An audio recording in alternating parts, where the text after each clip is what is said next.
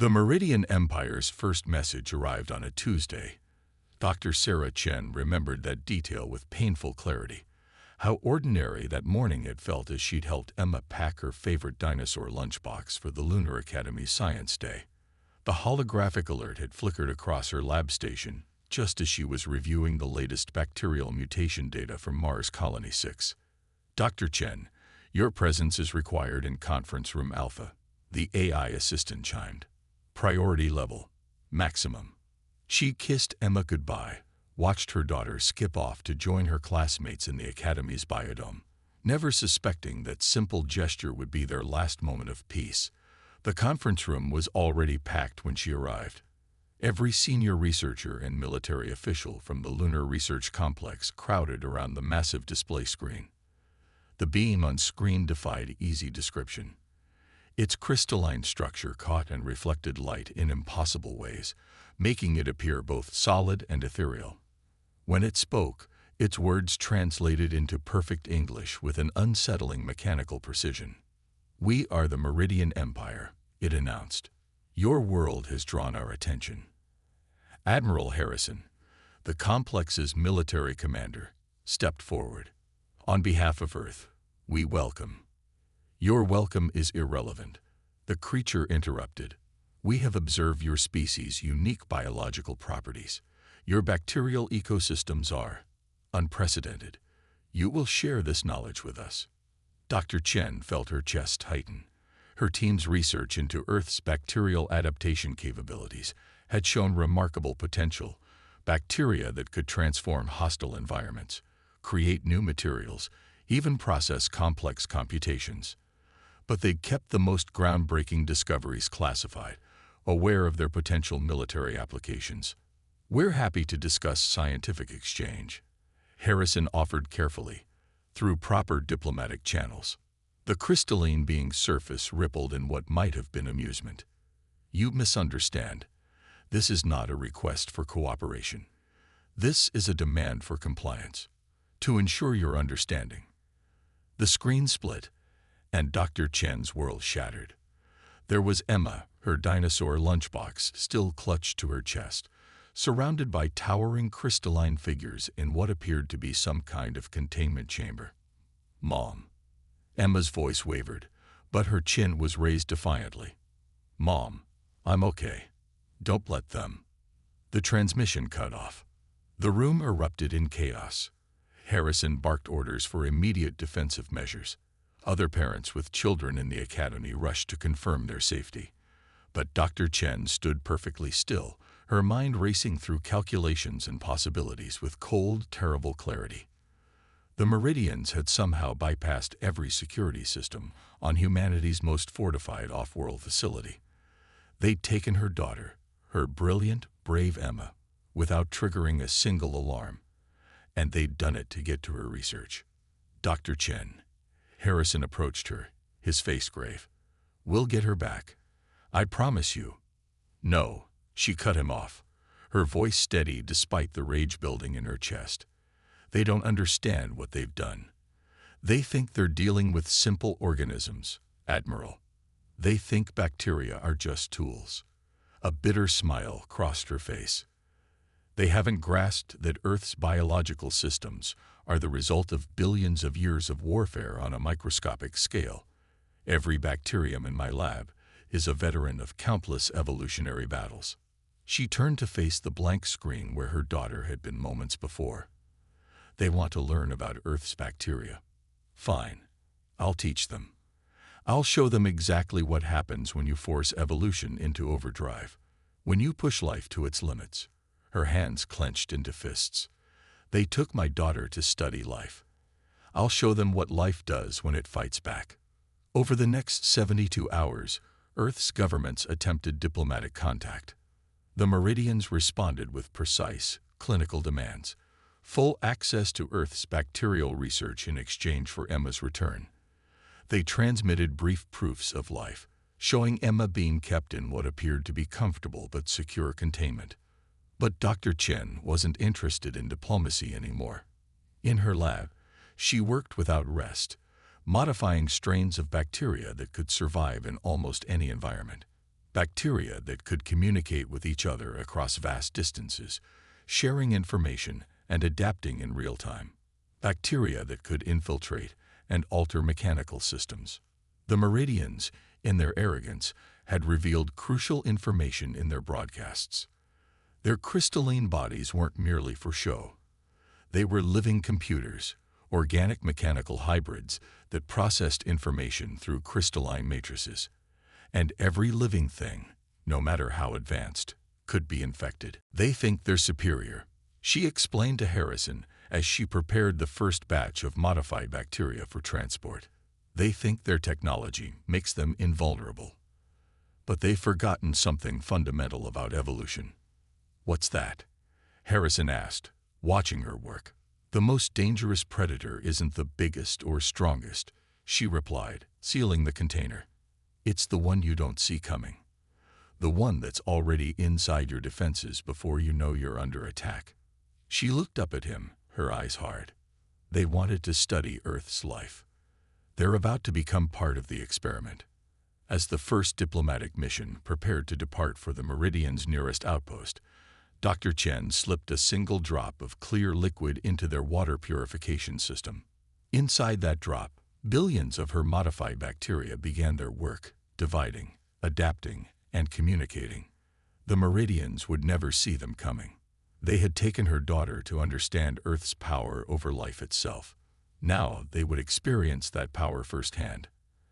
And Dr. Sarah Chen, who had spent her career nurturing and studying life's endless adaptability, would teach them the price of threatening a child of Earth. The war had begun, not with warships or weapons, but with a mother's fury and the smallest soldiers in existence. The Meridian Empire was about to learn why Earth's life had survived every mass extinction event in its history.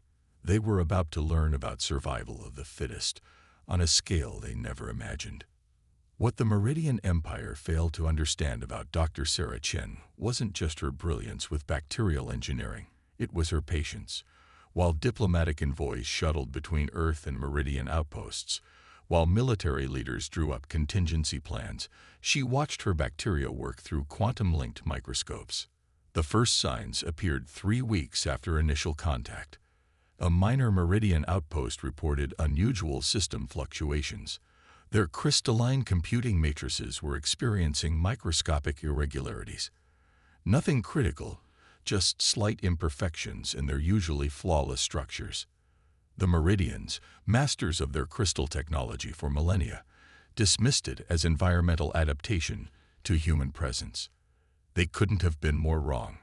"Show me Emma," Dr. Chen demanded during the daily Proof of Life transmission.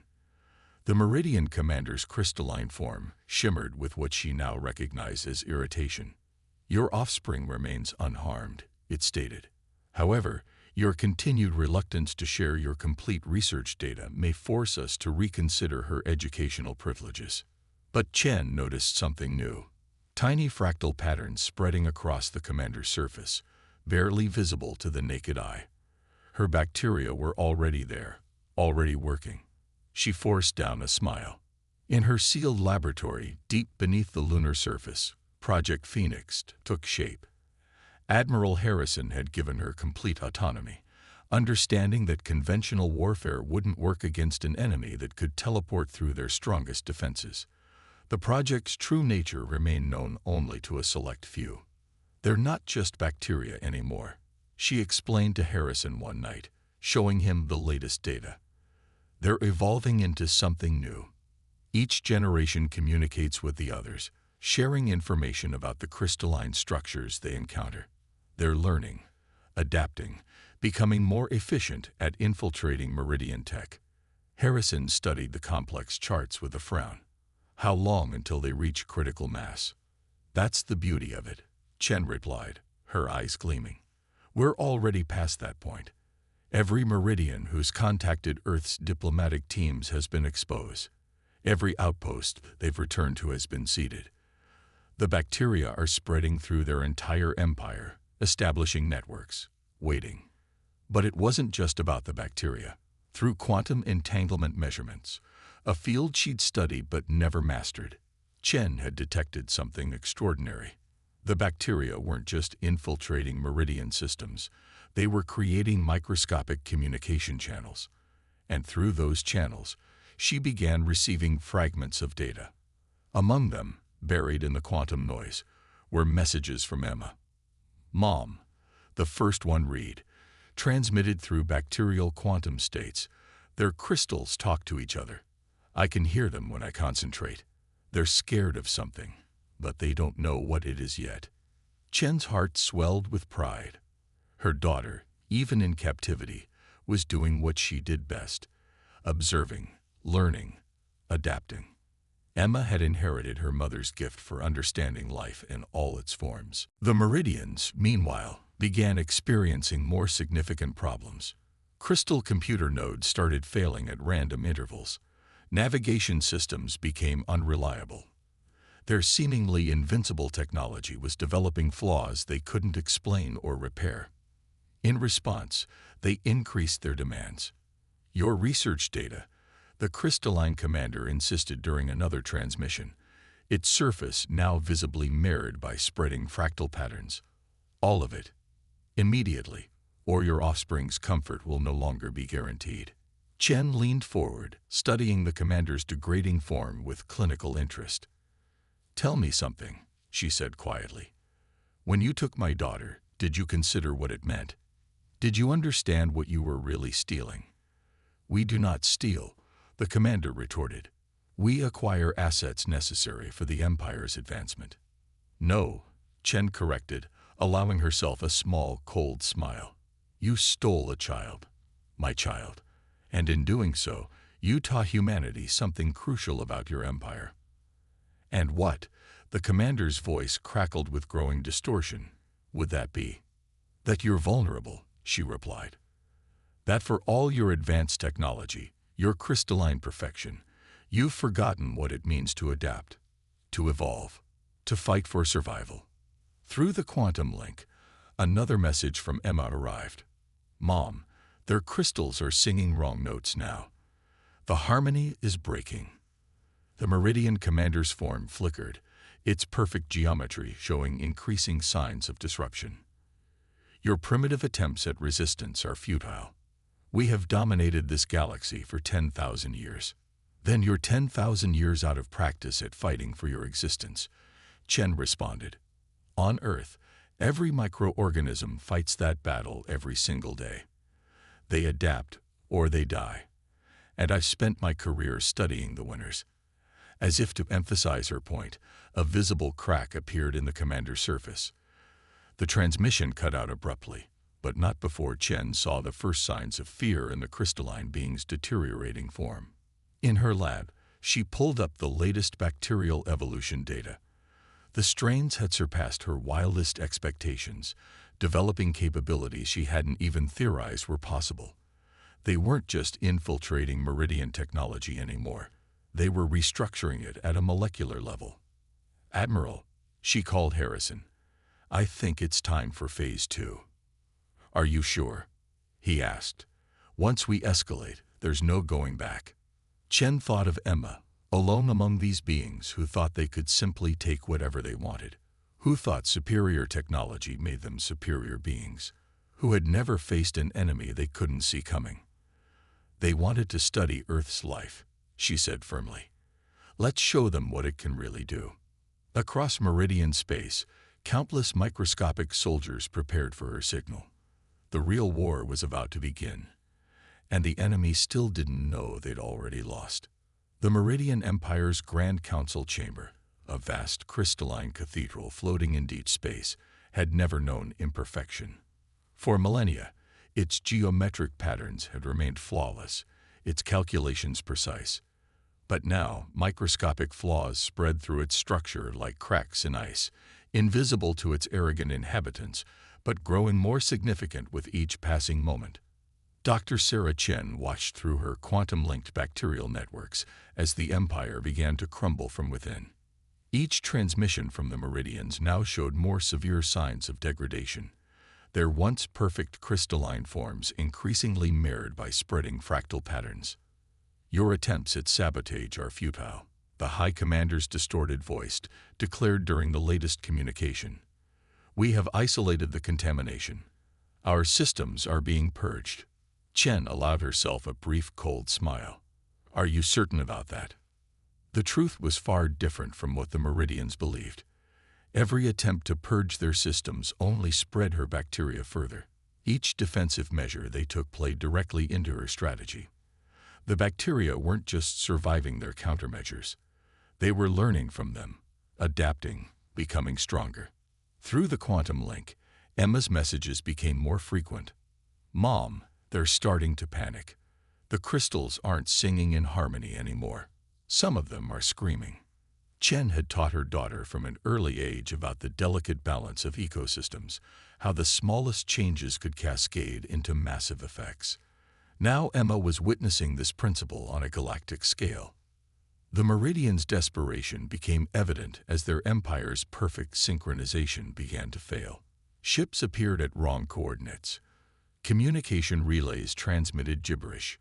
Crystal computer nodes, the backbone of their civilization, produced increasingly erratic results. In her lunar lab, Chen monitored the chaos with clinical precision.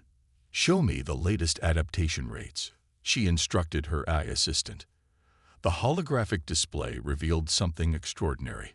Her bacteria weren't just surviving in the Meridian systems. They were evolving into entirely new forms, creating complex networks that mimicked the crystal's own computational patterns. They were becoming a shadow empire within the empire. Admiral Harrison visited her lab, his face grave. "The Joint Chiefs are concerned about containment. They want assurance this won't spread beyond Meridian space." Chen gestured to a secured container holding a shimmering liquid. "The bacteria are programmed with specific genetic locks. They can only survive in Meridian crystal matrices. In any other environment, they'd break down into harmless proteins." She paused, studying the swirling patterns. "I'm a mother, Admiral, not a monster. I designed this weapon to free my daughter, not to destroy indiscriminately." But the Meridians were beginning to understand the true nature of their predicament. Their mighty empire, built on the perception of technological superiority, was being undone by organisms they couldn't even see. Through Emma's quantum messages, Chen learned that the Meridian leadership was fracturing. Some advocated for immediate surrender and return of all human hostages.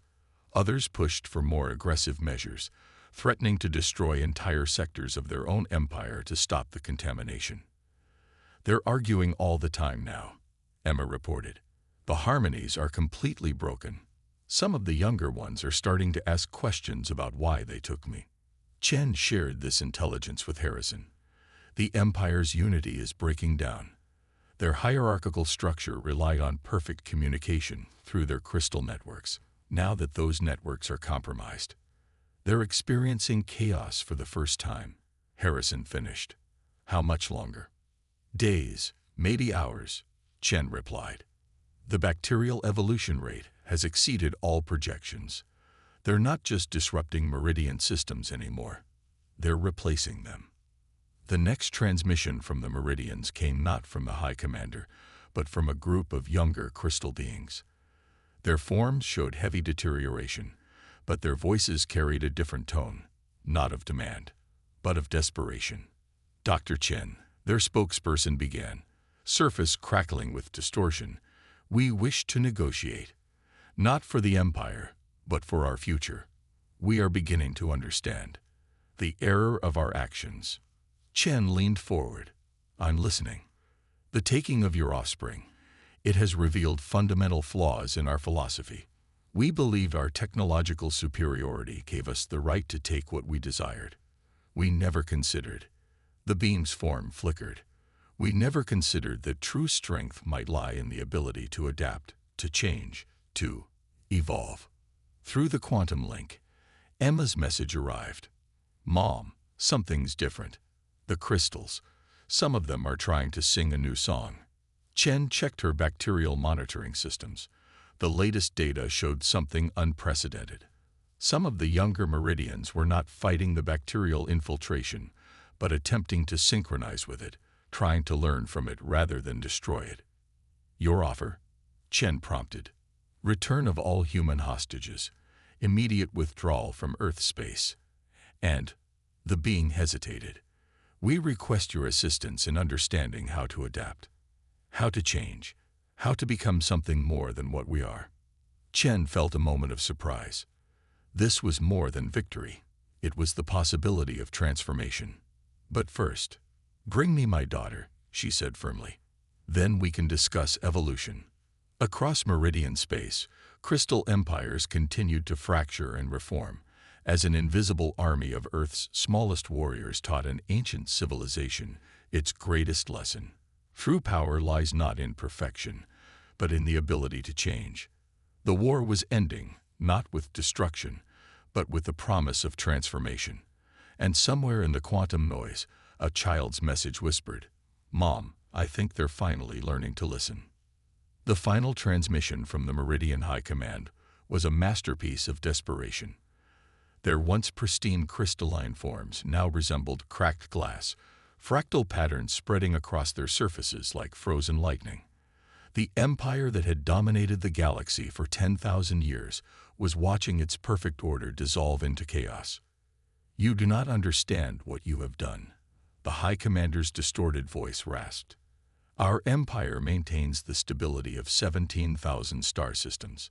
If we fall, the galaxy falls into chaos." Dr. Sarah Chen studied the deteriorating figures on her quantum screen with the detached interest of a scientist observing a failing experiment. "No," she replied calmly. "You don't understand what you did. You thought you could treat my daughter like a bargaining chip. You thought humanity would submit to threats. You never considered that we might be more dangerous than you." The bacterial warfare she had unleashed had evolved beyond even her expectations.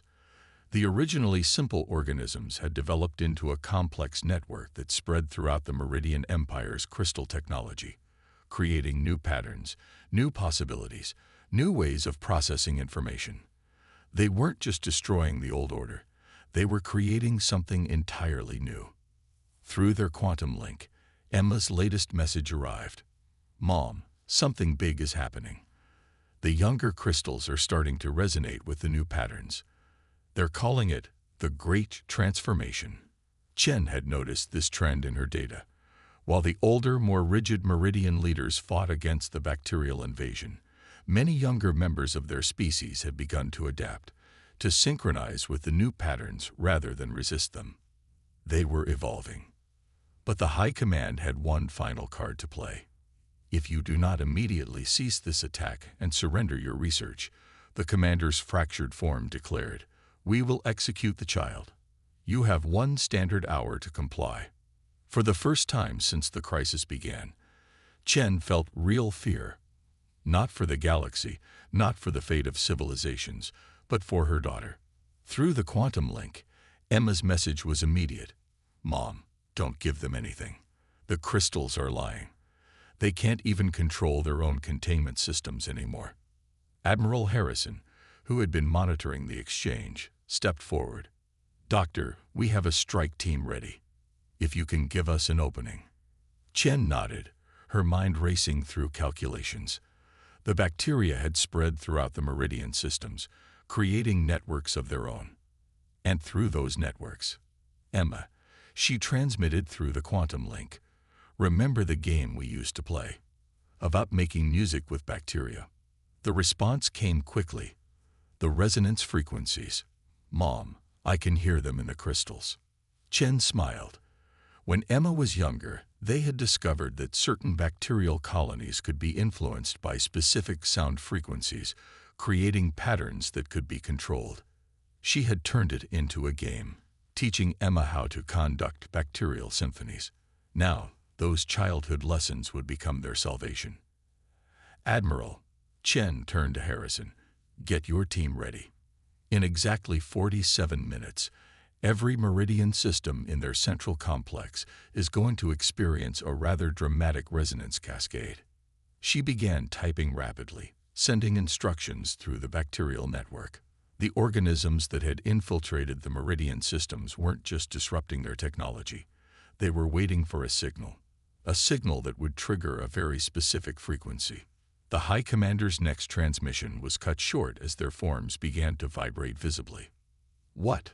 What is happening? You wanted to understand Earth's biology, Chen replied. Here's your final lesson. Life doesn't just adapt. It creates, it transforms, and sometimes it sings. Across the Meridian Central Complex, crystal structures began to resonate with a frequency that matched exactly the natural harmonic of the bacterial networks. The effect cascaded through their systems, creating a symphony of destruction that targeted only the old rigid patterns while leaving the adapted, evolved structures intact. Through the chaos, Harrison's strike team moved with precision. The Meridian defenses, their perfectly ordered systems now in complete disarray, couldn't stop the small team of human operators from reaching the containment sector. Emma's quantum messages came in rapid succession. The old crystals are shattering. The young ones are helping us. Mom, I can see the rescue team. Chen watched through multiple feeds as her daughter was finally freed from captivity. The strike team, moving through corridors of crystalline chaos, made their way back to their extraction point. Throughout the complex, younger Meridians who had embraced the transformation helped clear their path, their evolved forms glowing with new patterns of possibility. The High Commander made one final transmission, their form barely holding together. You have destroyed everything we built. No, Chen corrected, watching as her daughter was safely evacuated. I showed you everything you could become. The choice to evolve or shatter was always yours. As the rescue ships departed, the Meridian Empire's central complex glowed with new light. The old order was indeed falling, but something new was emerging from its crystalline ruins. The younger generation, having learned to synchronize with Earth's bacterial symphony, was beginning a transformation that would reshape their civilization. And in a ship heading back to lunar space, a mother held her daughter close, listening as Emma excitedly described how she had learned to hear the music of evolution in the crystal's changing harmonies. The war was ending, but the transformation was just beginning. Humanity had proven itself not just through force, but through the power of life itself to adapt, to change, and to create new possibilities from the ruins of old certainties. 3 months after Emma's rescue, the Lunar Research Complex hosted an unprecedented gathering. In the main conference chamber, crystalline beings, their forms now showing intricate new patterns that merged the old geometric precision with organic flowing designs, met with human leaders to forge a new path forward. Dr. Sarah Chen stood at the podium, her daughter beside her, addressing a room that represented both the end of one era and the beginning of another. The Meridian Empire, as it had existed for 10,000 years, was gone. In its place, something entirely new was emerging. The bacterial transformation wasn't just about warfare, Chen explained, gesturing to the holographic displays showing the evolution of her creation. It was about proving a point. True strength doesn't come from technological superiority or perfect order. It comes from the ability to adapt, to change, to grow. Emma, now known among the transformed Meridians as the Catalyst, stepped forward. During her captivity, she had become something neither side had anticipated. A bridge between two forms of life, someone who could hear both the crystalline harmonies and the bacterial songs.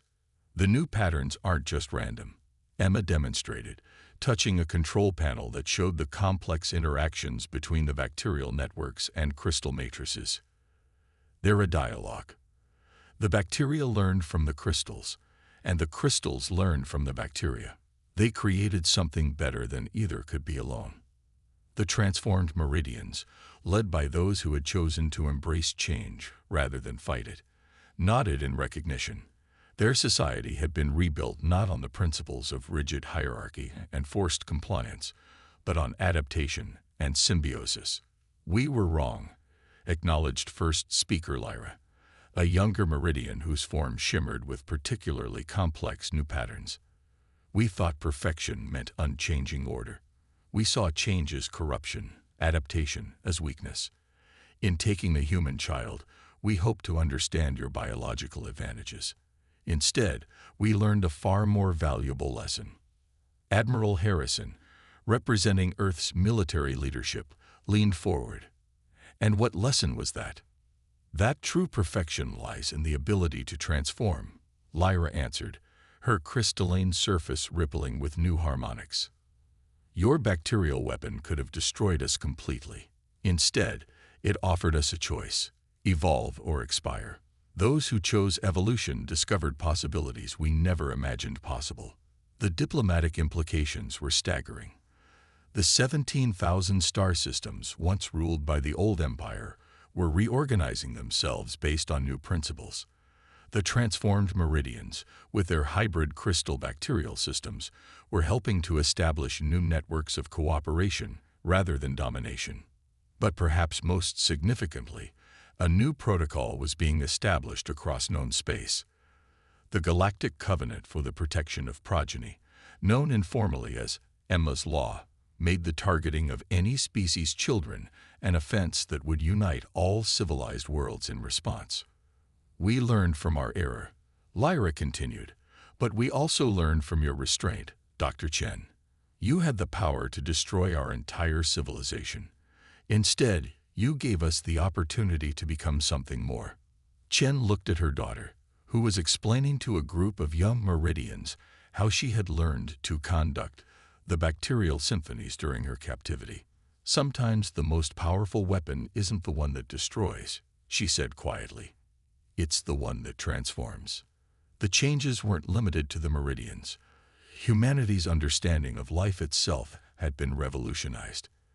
The bacterial crystal hybrid technologies that emerged from the transformation were opening new frontiers in computing, medicine, and space travel. Emma had started teaching other children how to hear and influence the new harmonies, establishing what would become the Galactic Harmony Institute. Young humans and transformed Meridians worked together, exploring the possibilities of combining biological and crystalline technologies in ways neither civilization had imagined possible. Mom, Emma called out, her eyes shining with excitement as she demonstrated a new pattern she had discovered. Listen to this harmony. Chen watched as her daughter manipulated bacterial and crystal frequencies together, creating something that was neither purely biological nor purely technological, but a perfect synthesis of both. The sound that filled the chamber was hauntingly beautiful, the music of evolution itself.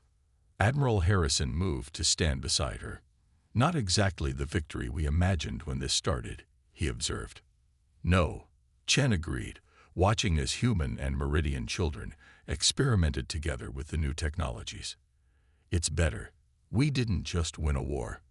We helped create a new way of thinking about life itself. The message had been sent and received across the galaxy. Humanity would not be underestimated. But more than that, they had demonstrated that true power lay not in the ability to destroy, but in the capacity to transform.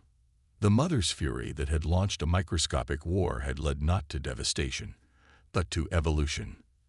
As the conference continued, news arrived from across former Meridian space. More and more crystal worlds were embracing the transformation, creating new forms of life and civilization that combined the best of both species.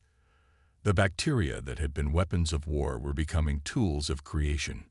And in the middle of it all, a child who had been taken as a hostage had become a symbol of something greater, the endless possibility of life to adapt, to change, and to grow into something more beautiful than either side could have imagined alone. The galaxy would never be the same. And that, Chen reflected as she watched her daughter conduct another bacterial crystal symphony, was exactly the point.